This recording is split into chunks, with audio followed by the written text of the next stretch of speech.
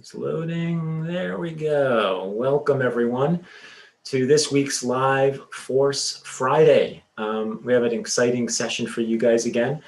Hopefully one that's jam-packed with tons of useful information and hopefully inspirational, and will make your drawing experience more enjoyable, easier, and educated, right? So, hey guys, how you doing, Mrityunjay?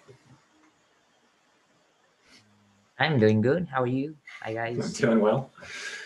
And how are you, Swenley? Good. Excited to draw some boxes. Yes. Yeah, that's a good way of segueing today, right? That doesn't come out of most artists' mouths. The idea of, hey, I'm excited to draw boxes, right? As you guys may have heard from me in the past, I took architecture for 4 years in high school, so that gave me some understanding of perspective, but it wasn't really my favorite thing to draw.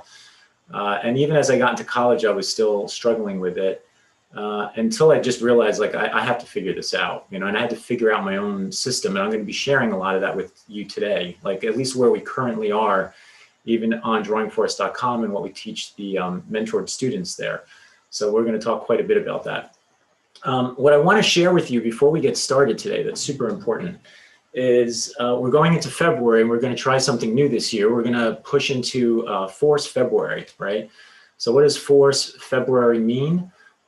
First of all, every Friday during the month of February, we are going to have a live 2-hour session instead of a 1-hour session, okay? So we'll be with you in some capacity. One of us or two or three of us will be here for each of the Fridays in February.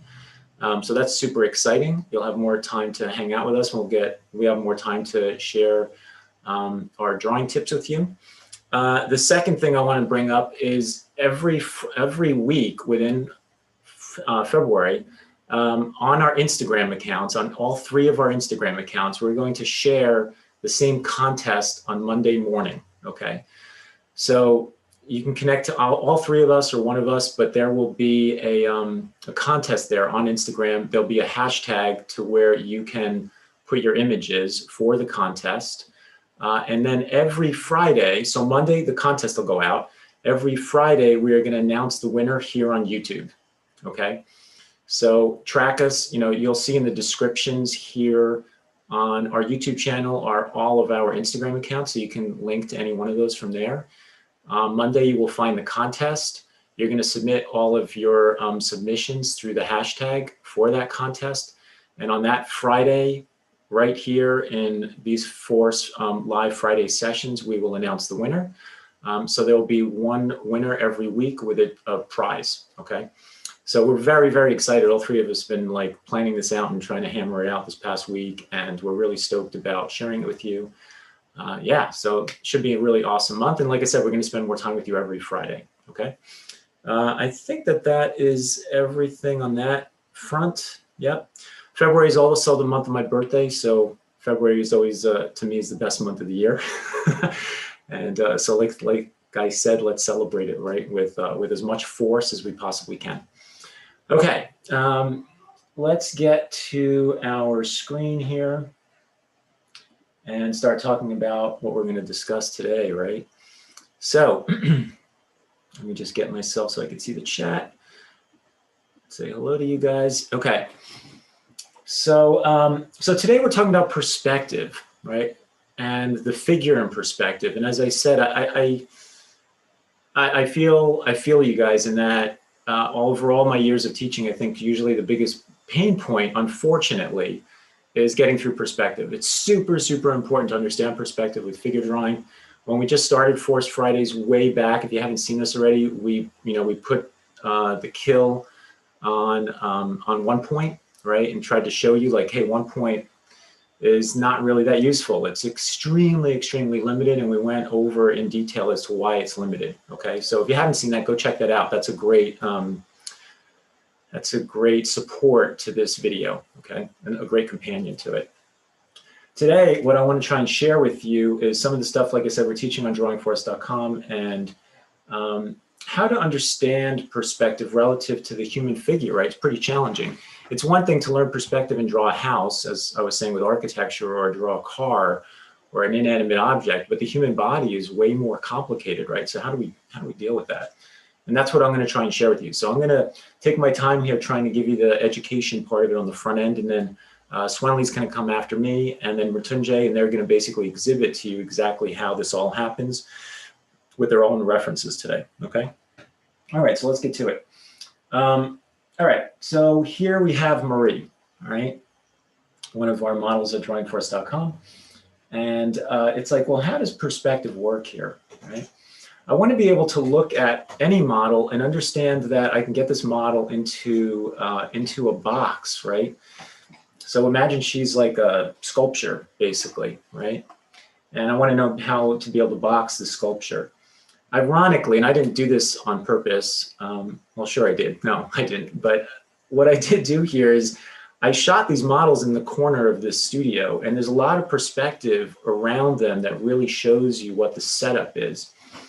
Now, some of them are obvious than others. A really obvious one here would be that the mats that the models are standing on start to show you a box and a grid, right? You can see, if you look really close, you'll see the weave in the mats is going like this, and it also goes like this, right? So it starts to set up a platform, right? A plane that the model is standing on, right? So I can use that, right, to help me understand how she's standing. Also, super subtle, but in the background here, if you look really closely, you can see the construction, you can see the seams in the concrete, right? And they're angling like this. So that's another clue to perspective, okay? Now, like I said, the model moves all over the place, so super complicated to figure out what is their perspective, but you want to understand the perspective that they're in, even before you start dealing with their perspective, meaning different parts of their body are moving in different directions, and we're going to talk about that later, okay? But I want to understand the box they're in. Now, when I'm in a classroom, when I teach in classes at schools or at workshops, the model is typically on a model stand, right? So this is almost everywhere I teach. You'd be amazed. I was just thinking about some of the places I've taught and some of the things, the poor models I've stood on.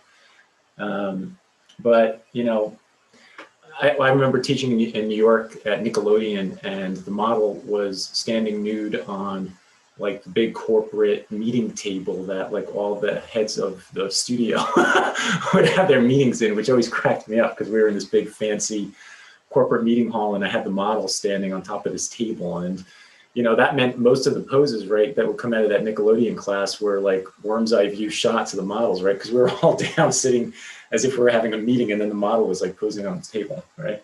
I've had other ones where schools, where the stand was a little slipshod, and we tried to make sure the model wasn't going to fall off the stand, right? All kinds of crazy situations. Fortunately, no one's ever gotten hurt in all my years, thank goodness. But anyway, my point to this is the model stand is actually great to look at, okay? Because the model might be standing here like this, right? But you have this, right? So now it's like, well, the model's in a box, right? And this, what I'm seeing here is the platform for that box, you see? You want to always be aware of that space. And you also want to be aware of where is your eye relative to the model when you see the model in that space, Your eye is basically like a laser beam that goes out to the edge of the earth, right, to that quote unquote horizon line. And that laser beam goes right through the model, past the model, out to the edge of the planet, all right? So I want to be aware when I look at Marie, and I said, we can see like these lines in the rocks here, where it goes flat means that's where the camera was at, right? So you can see these are angling up, angling up, angling up. It starts to get flatter. So this must have been me taking this photo, and I was standing, and I'm taller than Marie is. So the camera is like up here somewhere. So this whole shot is actually like looking down at her. That's really important, right? Because I want to be aware of how much of the model am I looking up at? How much of the model am I looking down at, right? Is this all downward? Is it upward? Right? So it's just getting a global view, or what today we're going to call absolute, right? Absolute perspective, meaning the world's perspective that the model is standing in. Okay, that's going to be our absolute perspective. Okay. So to get back to Marie, let's clear this all out. All right, to get back to Marie here, I can start sketching out this perspective. Even if I don't know perspective, we're not going to show you perspective in a minute, but even if I didn't know it, I can at least get a sense of like, look, these are angled this way, this is angled this way, right? This is angled this way, this is angled this way. Now, the only reason I can use these mats easily is because they happen to be perpendicular to the walls. Notice they're in the same perspective as the wall. The mat's not turned like this, right? It's turned in the same perspective angle as the walls, okay? So I can actually use it. So I'm using the corners of the wall, I'm using the mat, they're all going the same way, okay? Okay, so I've picked a corner. I've just kind of boxed her out. I don't even have to go all the way to the wall. Here, I'll make the box, instead of wasting space in the box, I'll bring this in. I'm going to bring it closer to her back foot. So let's say the box is there, okay? So there it is.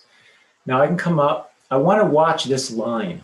You see that line there, the corner? It's on a diagonal. It's not straight up and down, which means the other verticals of the box would probably be slightly diagonal as well. That's because I'm, as the photographer, I must have tilted the camera slightly, okay? And it's definitely not angled because of perspective being pushed up or down. She's not tall enough to pull that off yet, right? There's not big enough of a worldview to capture that. So I want to be aware of that angle. So my verticals all have to kind of match that angle, okay? They're like this, you see? Now up here, remember I had these other lines, right? So they start informing me of the top corners of the box. So if I do that, I can see it's like this. I can kind of use that for the top corner, which means this one's probably up here a little bit. This is probably coming down. This is going to get me to the back corner, or this corner back here that I used. So I can get there. And then this will set up the box. All right. So here's the box that Marie is standing in. Okay. There it is. Really important to understand that. Hopefully you see the importance of that, right? It's like, oh, okay. I'm not just looking at a photograph of a model, but I understand the space that the model occupies, right? I understand the perspective the model is actually in, okay? So I want to show you how I did this, okay? Let's go to my perspective grid. It's the same grid I use in mentoring, by the way. So you're getting a glimpse into some of the conversation that happens there. So here's our grid. Let me dig into the actual file here. We'll go into the smart object. Okay. So here's the grid. On this grid, what I'm going to show you here is, I like adding metaphors to things. I think it's a faster way to learn. What we're going to do is say each one of the vanishing points, these are our vanishing points, right? 1, 2, 3, and 4. Each one of them we're going to call a house, okay? So each vanishing point is a house. And now these guys are extension lines. One clear rule you always want to keep in mind with extension lines is the horizontal points, the ones on the horizon, a horizontal line. And by the way, I call this the horizontal line because everything you draw does not necessarily have a horizon, right? The idea I bring up here is, what if I told you to do spaceships in outer space? There's no horizon, right? But yet it's not like the spaceships don't have perspective. They have perspective, right? There's no ground plane, they still have perspective, right? So horizontal is a little bit more simple, right? So there's a horizontal line, you got this vertical line, and these are extension lines. So they extend out of each of the points, right? A key rule, very, very, very, very important rule to keep in mind, is out of the horizontals, you can cross the vertical, right? You can see I can go all the way out here. I can go from here and go all the way out here, right? And the left point over here shoots out all the way to the right. It goes above and below the horizontal line, right? I can go all the way out here. That's all fine. The other point on the right-hand side, right, over here, that can go past the vertical, right, like so. What you cannot do is you should try not to cross with the verticals. You should not try to cross the horizontal line, okay? This is like a boundary. So notice when I come down here, the lines stop, and then they go down to here. So anything below, B for below and A for above, anything below the horizontal, the vertical lines are affected by the point below. When an object is above, the vertical lines are affected by the point above, okay? So you don't want to do this. Here, I'll show you, this is the trap I try to throw mentees into. I'll draw a box like this.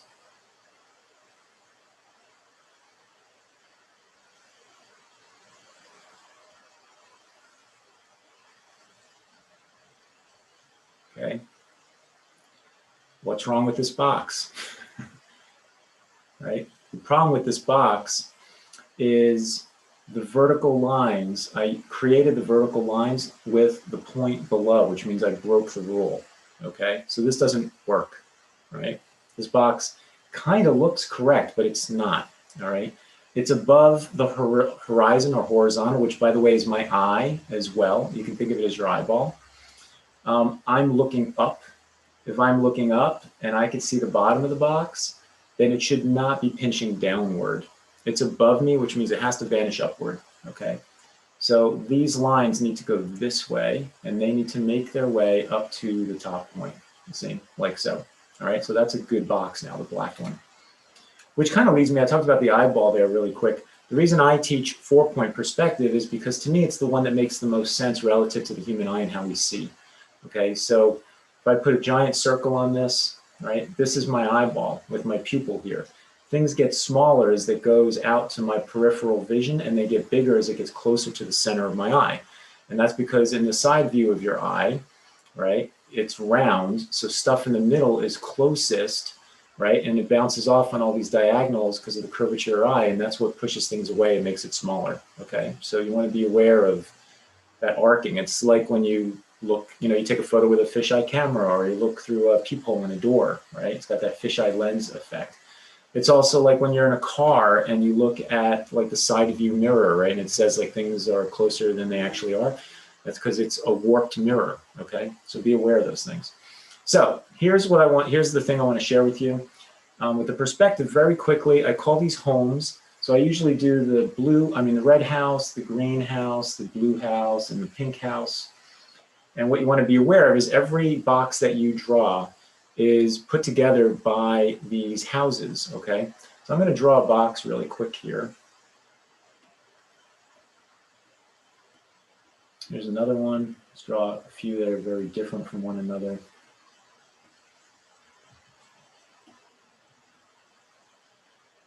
Okay.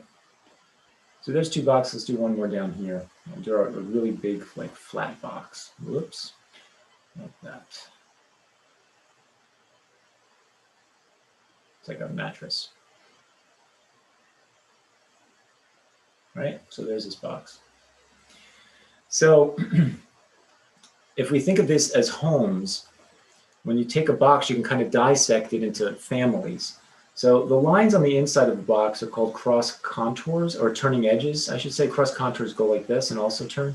So these are turning edges, right? Every one of these turns a plane, okay? They turn planes. So those are turning edges. The outsides are contour lines, right? So they give the box its outline, right? These are all contours. Contours on the outside, turning edges on the inside, okay? So what I do here is we take the center turning edge. That is what I call the parent. And that parent the red parent wants to get to the red house. And then the children are the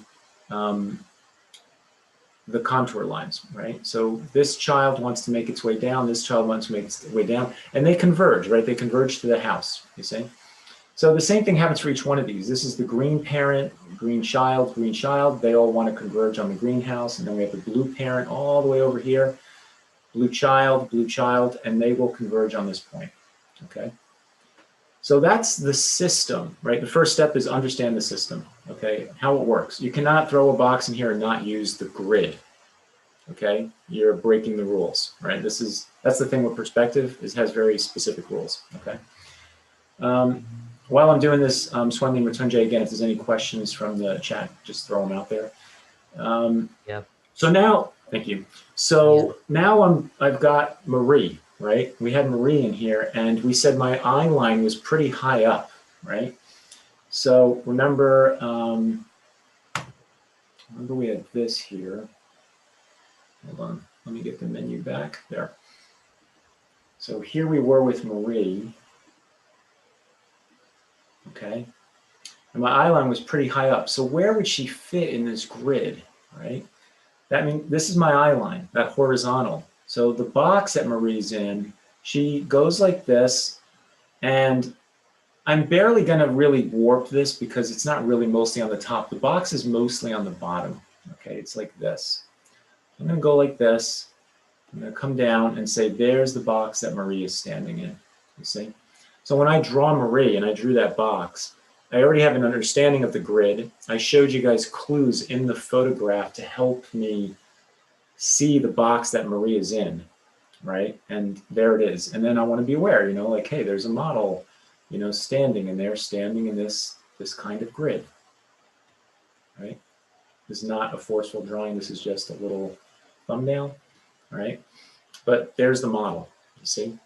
So that works, right? Based on all that perspective, I saw on the back of the wall that the concrete was doing this, right? I saw that the corner of the room was over here. I could see that the mats were like this, and that the structure of the mats, they were built like this, right? So there's that perspective.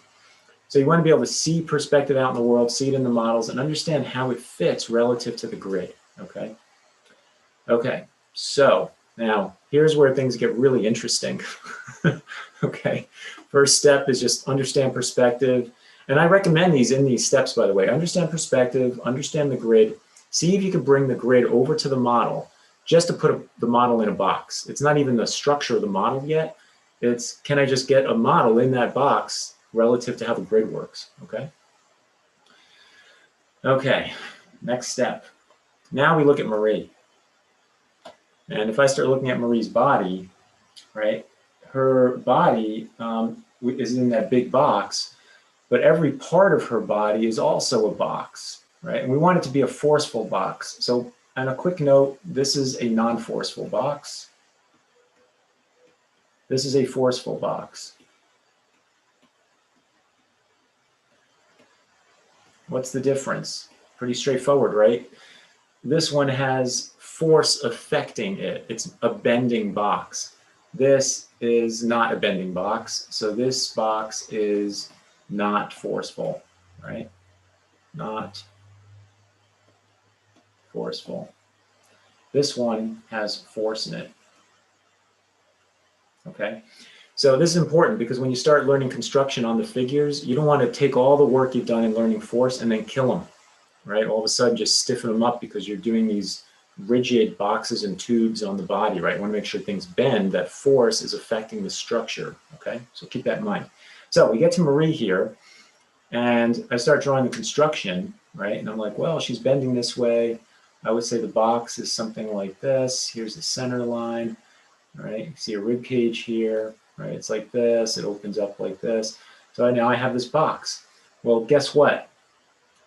Think about if I were to try to put that in a grid. If I were to put that in a grid, I'm looking up at the box because here I can see the bottom of it, right? And I follow the lines that I use to make the box. That means there would be a grid like this, right? For only the rib cage, right? Let's go look at some other part of her body. Look at her leg. If I had her leg, I would say, well, that's the front surface. Here's the turning edge. Here's the side of her leg. So if I boxed out the leg, let's give it some curve of force. So it's right there. Right, so here's the box of her leg. What is the perspective grid of that leg? Well, that means I have to go up. I'm looking at the top of her leg, right? It's like that. So here, the grid for her leg is like this. Right, so you see the grid, here's like the triangle of the grid, and here's this one for that grid, right? It's like, oh my God, are you telling me there is a separate grid for every different part of the body? Yes, I am saying that. There is actually a separate grid for every part of the body that's moving in a different direction in space.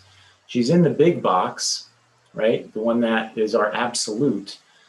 But every part of her body is pointing in a different direction, and I'm going to call this relative, okay? I think I have a little, where did you go? Yeah, here.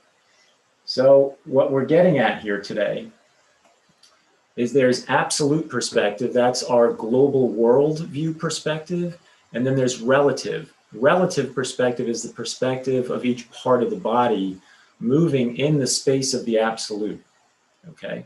So absolute is the worldview, relative is each part of the body, okay?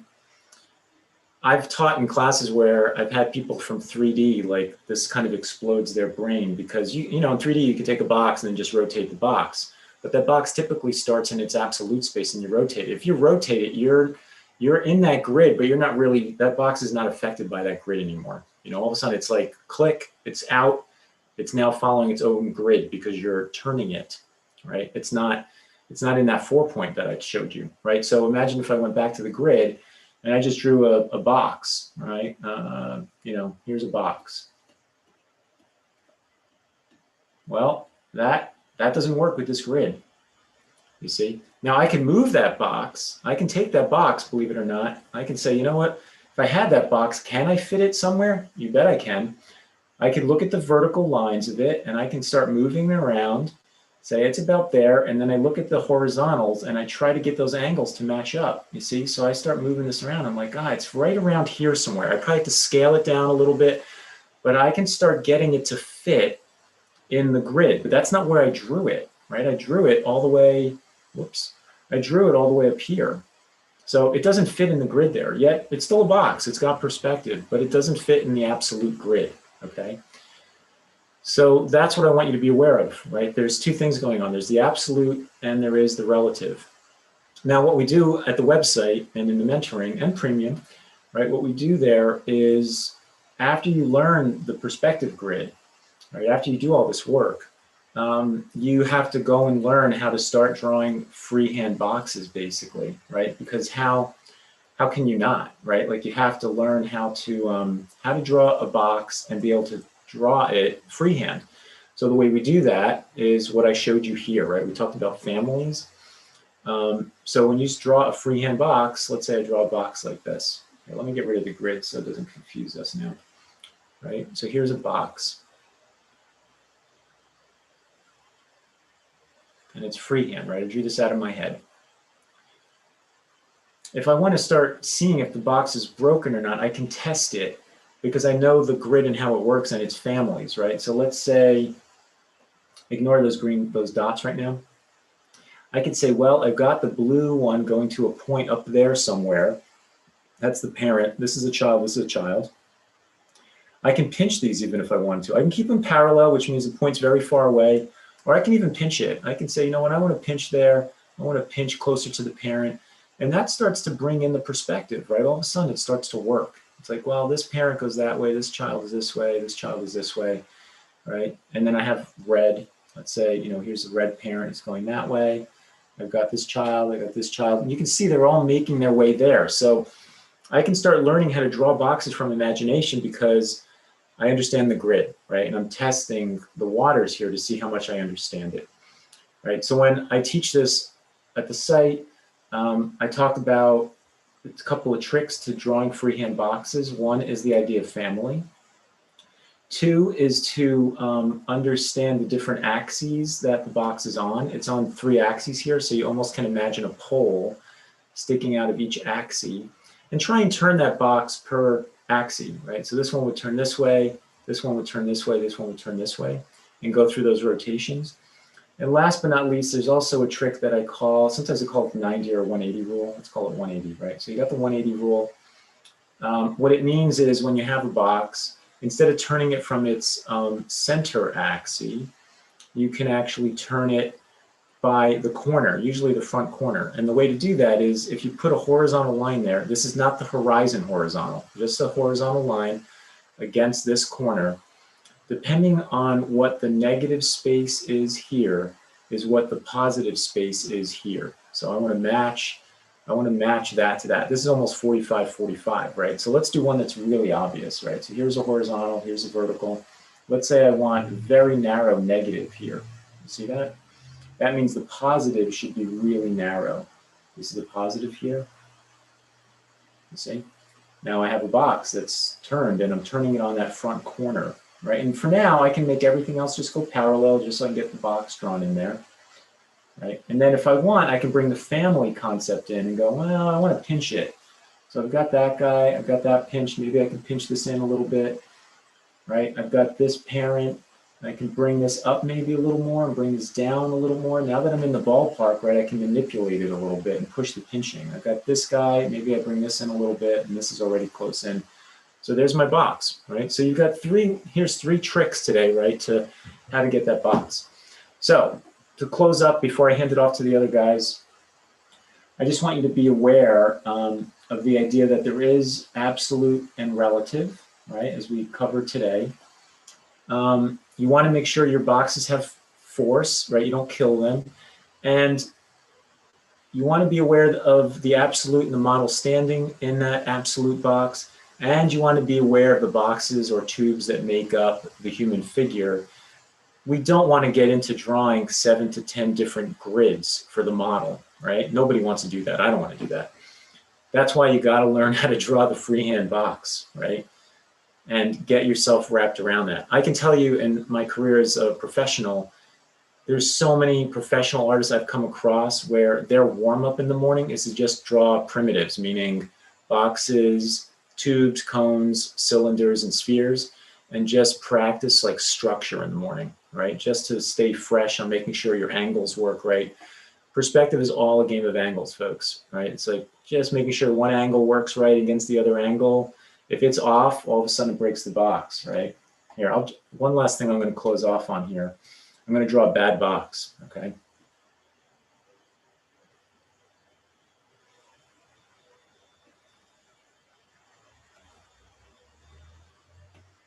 It's hard to do. I have to like think, right, this goes like this, okay, like that, and then maybe like this. So here's a box, okay?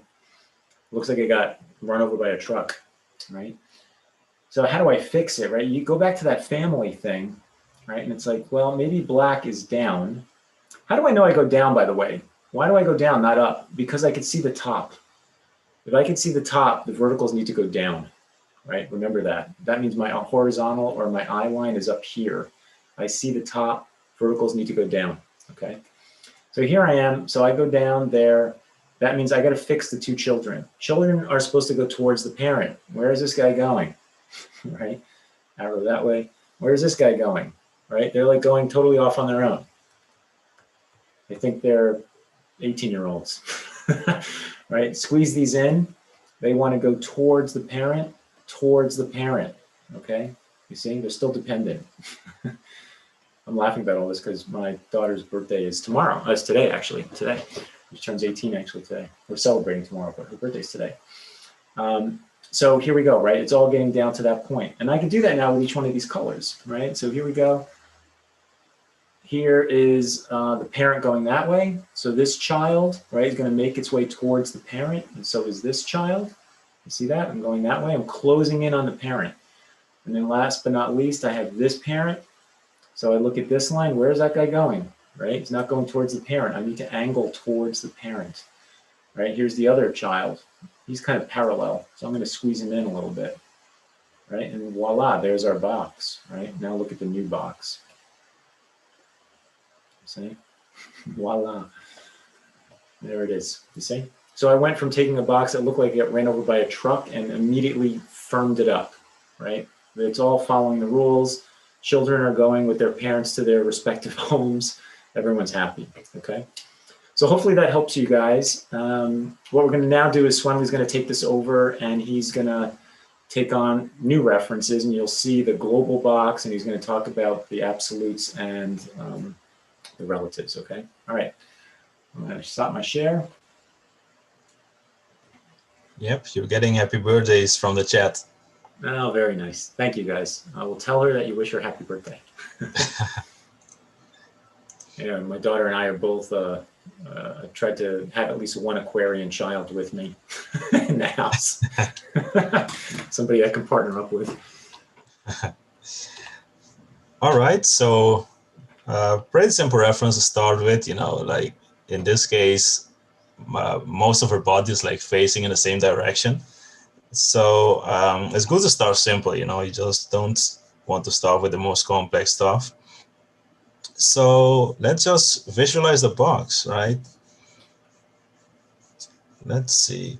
And what I do, first of all, I start with the ground plane, and I imagine that I can draw with my pencil on that ground plane. And I try to first visualize the plane that she's standing on, and this takes practice. It takes, in order to visualize a box and draw a box freehand, first of all, you must understand the rules and construct it properly in the grid. And with practice, your mind will start to be able to see and visualize a box without the grid. And when the box is distorted or off, it immediately jumps out, because of training. So let's see, this is the ground plane.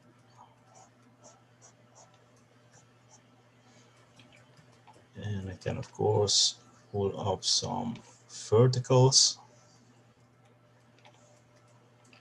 This is the farther corner. And now I'm going to use her body as landmarks to find the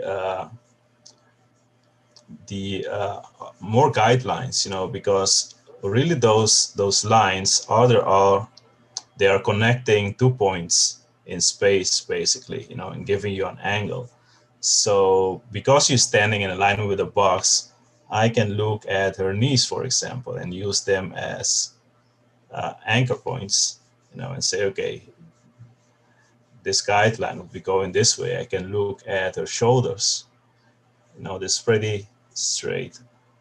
So I can find another guideline. I can look at the angle at her eye line.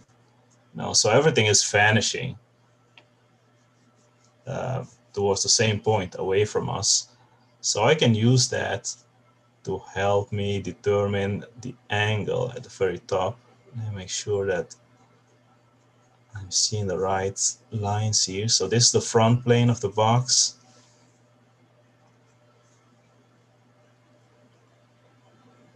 This is the plane closest to us.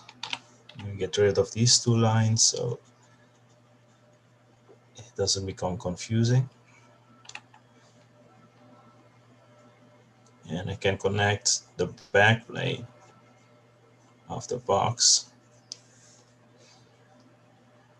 So you want to draw these boxes as if they were made out of glass, that they are see-through. So you can really make sure that everything works, because if you only draw the planes that you see, it's easy to miss distortions. I find that drawing through and making sure that everything connects helps you be more accurate.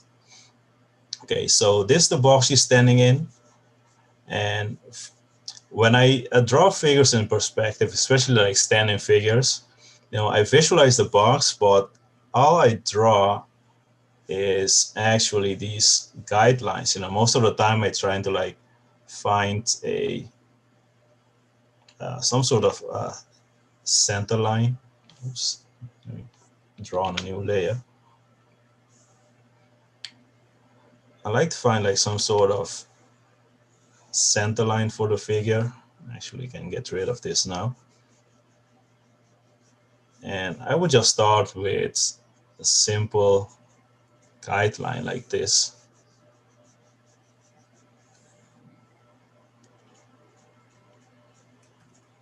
Now, basically, this is all you would need.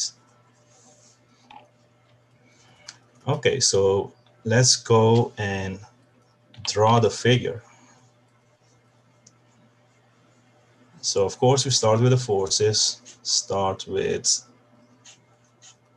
have a bigger brush, start with her torso. Like the pose, like it's not super dynamic, but at the same time, it's not stiff either, like she's pushing out.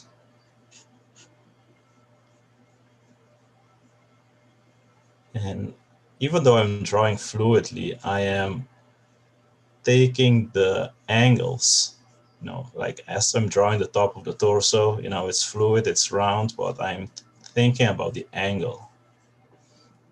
Same here, bottom of the pelvis.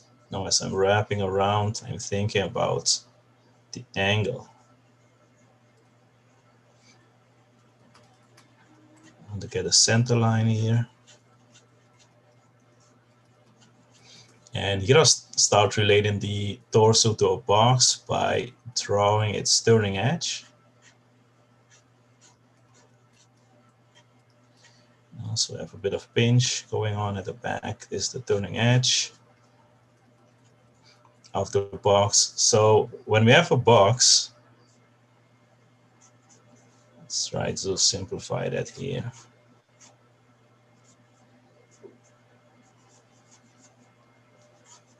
So this is the box, and this one would be the turning edge, where the box turns from the front plane to the side plane.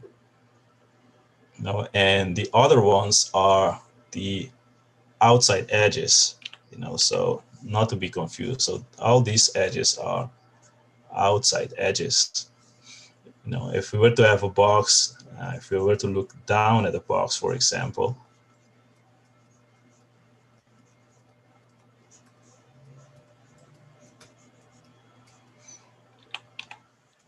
then this would be the turning edges. I have one turning edge, the second turning edge, and the third turning edge. So don't confuse it with the outside edges of the box. Those are the edges on the outside, and the turning edges are the ones on the inside. Okay, so we have our torso structure. Then I can come in here and add a simplified rib cage. Find the top of the pelvis and draw the V shape.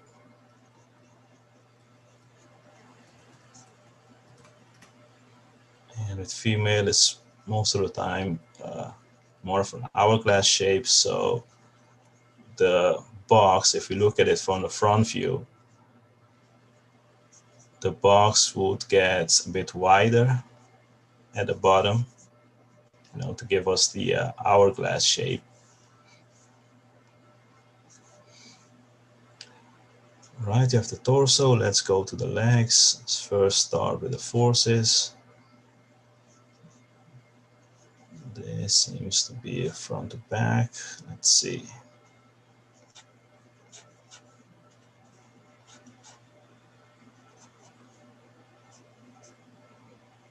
You look at the angle of her foot.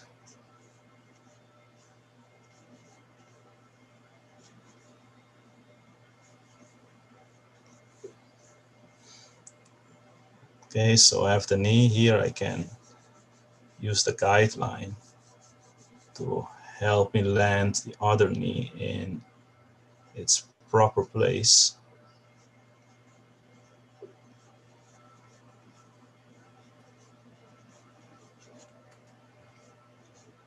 Same for the ankles. I can look at this angle.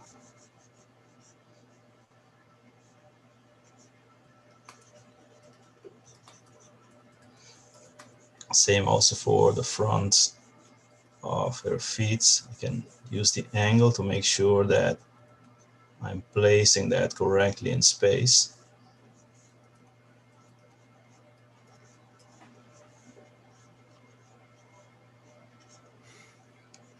And once I have the legs forces, the legs also, I can relate them to box forms, right? First of all, I want to understand how they fit into the pelvis. Keep in mind that the thigh doesn't start here. I see students do this all the time. They come and draw the thigh all the way to the top, and it doesn't. There is space in between for muscles.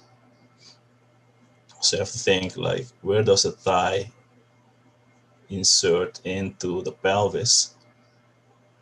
And I can start adding the turning edges. Let's see where's the front plane and where's the side.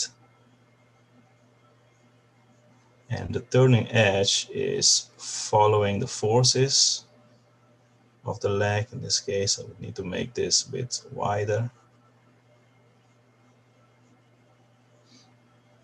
And the great thing that I find about the turning edge is that because it works with the forces, it allows you, it solves the problem that most drawing methods have, which is you don't lose the fluidity of the figure once you add form, because the turning edge works with the forces, it works with the action. So you're able to add form and structure without losing all the energy and fluidity that you work so hard for at the beginning.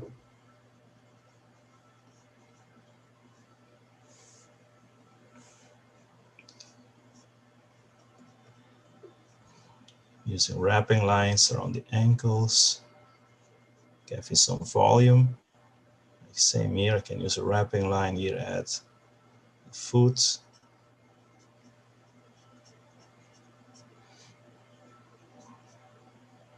So the turning edge goes all the way from the top of the leg, and we can continue it all the way to the foot and create a forceful form, basically. You know, it has clear planes, but yet it's still fluid. You know, it's still fluid. The rhythms are still there.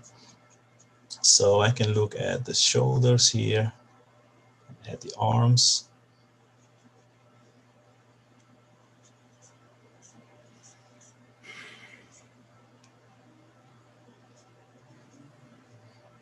She's holding that sword.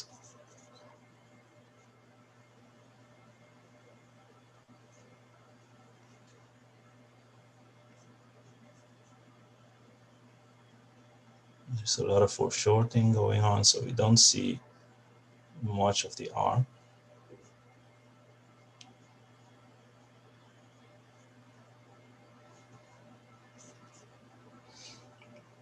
And keeping in mind that for the arm, we can also, again, relate it to a box, like where's the turning edge? You know, where's the change from the front plane to the side plane? And I can see that it's right here.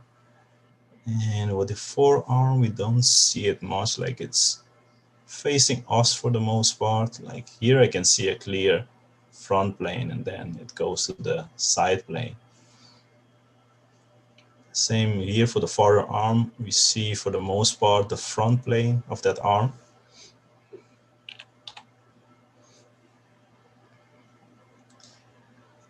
Okay, let's see, head and neck. I want a fluid connection between the back and the head and neck. So I'm just starting with this very fluid mass.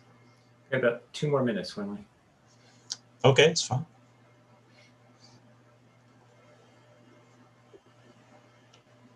The chin is about here. I'm looking at the distance from the shoulder to the chin to help me with the placement. And look for the pit of the neck. I can use the neck muscles, which form this triangle underneath the neck.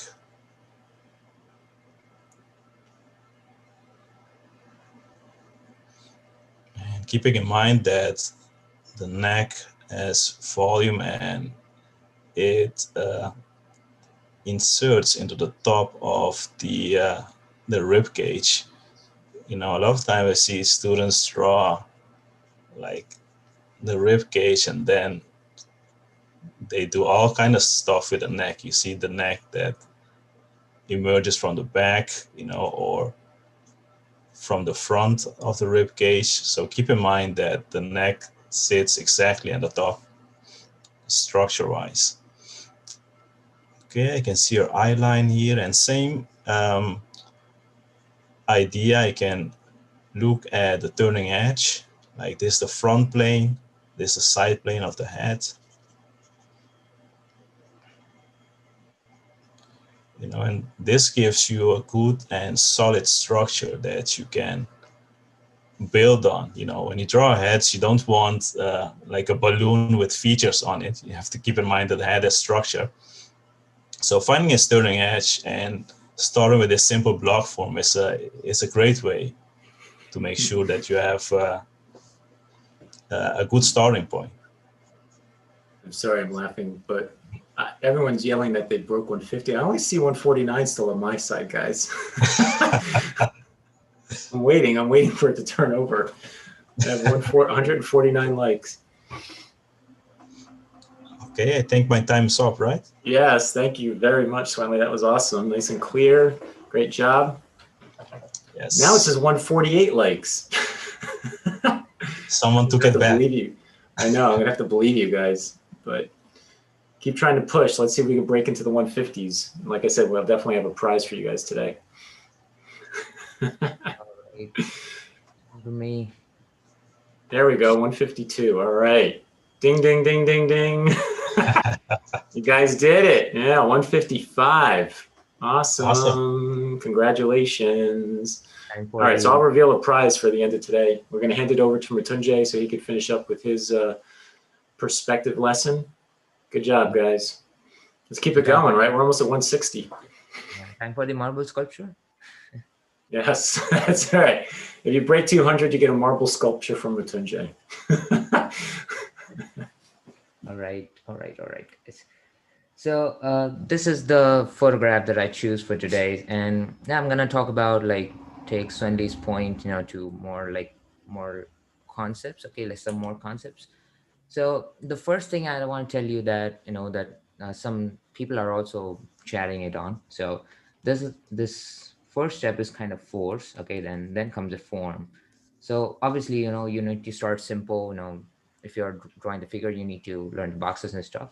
But the thing is, the point I want to make it out is the force. Line is the king in the basics. Okay, it drives, and it's still the king in the form and shape, obviously. But the thing is, when we move into form and shape, okay, let me write shape down here as well. So when we move into shape as well, so the line actually starts to work.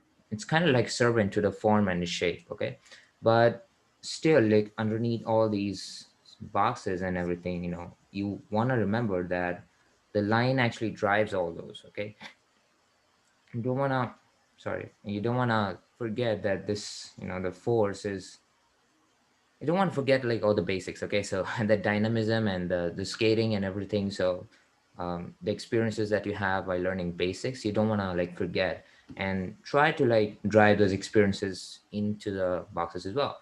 Okay, so it's kind of hard, okay, for some people when they're just like, oh, I'm just like skating, just like vigorously and like wildly going and just going with a soft touch and everything, doing this stuff, and then jumping to like, oh, now I want to, this is more of a fluid one, I want to do these like straight lines and these like rigid boxes, and and it's kind of ruining my experience of the force. Okay, but yeah, that's important. You have to learn it.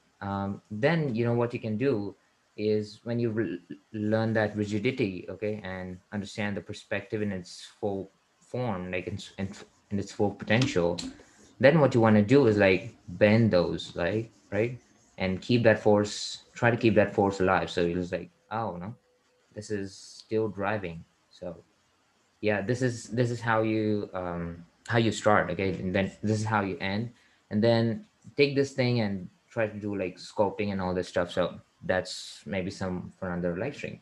But yeah, this is, I want to start my point. So let's have a look at the photograph, and um, yeah, just get my demo out. So again, as I said, the force is still driving off of all of this. Okay, so let me do that. So let's start with the box again. Okay, so again, I want to start with the box that the model is in a global box. Okay, that you want to be aware of. So you see like the top of the feet. Okay, the easiest thing for me to see like how the box is aligned with the model is to see like the surfaces that are visible. Okay, so you see like the top of the feet here. Okay, you see, don't see like the bottom of the feet. Okay, and that's for a reason. So this is like the bottom of the feet. You don't see something like this. Okay, so you don't see the bottom of the feet, you see the top of the feet. That's for a reason. Again, the perspective is working there. So here's the top of the feet. Now the, the model Latrinda is actually turning his head like this way, but if he's something like this, like imagine if you'd be turning his head back, what you'll see like the bottom of his jaw, okay? And that's what's actually making the sense that the we see like the bottom of the box, okay? We see it as a cube, okay? Over the box, we see like the bottom of it. And that actually telling us that, yeah, the perspective, we are looking up at the model, okay? So just basically he's turning his head like this, you don't see the bottom of his jaw. But if he's doing something like this, you'll see the bottom of his jaw, yeah, okay? So something like this. So here what it's telling us that, yeah, that's the top of the feet, that's the bottom of the jaw. So again, we are going back to this perspective, right? This 4-point perspective that we talked about, okay? The models is in a box. So something like this. Now, um yeah, now what's happening, let me make that box out of this. And you see like these angles again, and this is again what Sonali does in the first half. So let me like get all of these, right? You see like this pose is actually helping us a lot, okay, in figuring out the perspective, because you see the angles of the knee here, you see the angle of the feet here, okay? So I'm just like joining them, trying to build a box out of that. So the clothing actually helping us, okay, there, right there, right there. And as you go up, okay, as you go up, it's gonna become something like this, okay? Here I'm exaggerating, I'm not staying true to the model, just to explain you. Okay, so something like this. And again, this is your horizon line. So as you come closer to it, the lines are gonna just flatten out. I mean, you look at them as like they're flattened out, but they're not. So something like this is happening. So yep. Let me see if I see, yeah, something like this is happening with it. And we're gonna talk about the head because that's in a like weird position. So and finally, you got this box, okay? You got this cool box, something like this. Okay, so we got our global box in here. This is all the turning. This is the turn plane. Okay, so we see like the side of the plane here. Okay, so now we get that. Now it's time to focus on those smaller boxes that makes up the figure. And again, they are all the opposite. They have all they have different grids. Okay, not the same grid. So yep, let's jump right onto that. I'll erase all this so you can see the box all the time. Mm, I'll shoot that another layer. Okay. Any questions on the chat? Nope. All right. So let's see this. I'm gonna also choose opacity a little bit. Okay. So let's see. I'm gonna still like drive all this with the force itself. Okay. The like line is the king, like always for me, especially. So let's see. So the turning edge is always like, you can see like the turning edge about here, okay? So it's right about there. You can see like this is almost like a box. This like a kind of easy pose where it's kind of telling you, what's the perspective and everything. So you see the turning edge right there, the turning edge right here, and this is basically your box. And you get the center line again. This is your kind of rib cage in here. So let's get all of those, translate that into our figure on here. So he's leaning back. Okay, so what it tells you about the box, you see like the bottom of it, right? This is what I was mentioning with the jaw as well. If he's been looking like this, something like this, and he's turning his back, neck, head, hand, and back there, so you see like the bottom jaw. So here you kind of have like a little bit of under this. Look at the under plane there. Okay. Now it's time for the pelvis. Okay, this is the force, still driving off. I've got the turning edge again, right here. And now look what's happening, it's been like this, a little bit like this. So yeah, I don't see like much of the underneath. It's just maybe like a little bit of top of it, I would say. So yeah, I'm just like this is just to show like the turning edge. Okay, the insides are always like the turning edge, the outside are the contour lines, right? So that, using that, I'm gonna use this V shape again here, just to point it out. It's coming off from here, leave the gap up above for the muscles. So something like this. You got the center line. Yeah, center line is a great one. You have to gotta use it. It's like a belly button there. These are some of the natural anatomical centers, like the belly button, the pit of the neck. Okay, in the back, you see like the traps. And okay, so some of the natural centers where you can figure out, yeah, what's the front plane, what's side plane. Okay, so here in the figure, you see here's the belly button, which telling us that, yeah, this is what the part of the front plane. Okay, and since this poses in a 3/4 view. Okay, so yeah, it gives you a pretty good hint of where the turning edge is. Okay, here's the center line again. So yeah, you can judge through those, what, this natural center lines. Okay, I'm gonna shorten up, try to make the legs, try to fit the legs in here. So now what's now the what legs is showing me. So this is the front plane, this is the knee. Okay, so it's telling me that, yeah, that's the front. Okay, here's the knee, something like this. So that's the front plane of this, and this is the turning edge in here. Okay, so you see here, this shadow is actually like telling me that, yeah, this is one of those turning edges. I mean, shadows don't tell you that, but here it is. So it's, Yeah, I wanted to just call that out. yeah. You got to be careful of shadows. A lot of students, when we do the turning edge thing, they think they can just track the shadow. But for instance, the leg is round, so the core shadow might not be on the turning edge. It might be on the middle of a surface, right? So don't be fooled by that. Sometimes it works, sometimes it doesn't work, right? Mm. So you got to stay on top of that. But thanks to Trinda for this easy perspective pose. So yeah, here's the front one, and now look here what's happening. You better This is finish Matunje soon because they are closing in on 200, and then you're going to own the sculpture. Yeah, they're closing in on 180 now, so you better wrap this up. we're gonna increase it, right? So like 1,000 likes. Yeah, 5,000 likes. You get a Oh yeah, full-size sculpture of Matunje. yeah, digital one. Life size. We'll sell cardboard cutouts, like they do at movie stores. All right.